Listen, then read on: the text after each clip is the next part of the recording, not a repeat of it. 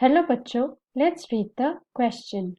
Combining of hemoglobin with oxygen in lungs can be promoted by option 1 decreasing carbon dioxide concentration in blood, option 2 decreasing oxygen concentration in blood, option 3 increasing oxygen concentration in blood, and option 4 introducing carbon dioxide into blood.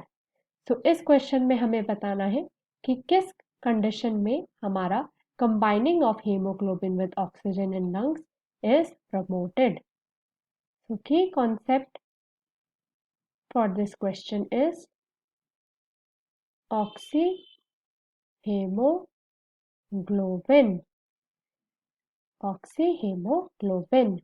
तो पहले हम समझते हैं कि oxyhaemoglobin होता क्या है. तो जब हमारा हेमोग्लोबिन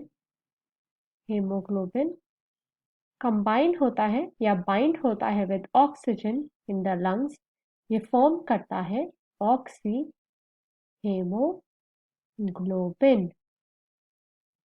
तो ये ऑक्सीहेमोग्लोबिन फिर ट्रांसपोर्ट होता है through the blood into various parts of our body.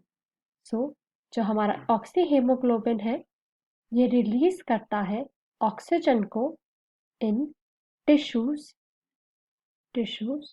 with lower concentration of oxygen. So जब हम increase करते हैं oxygen concentration in blood,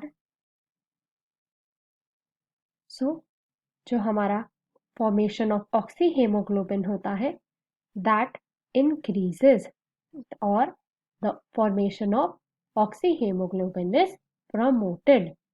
So hemoglobin combined होता है with four molecules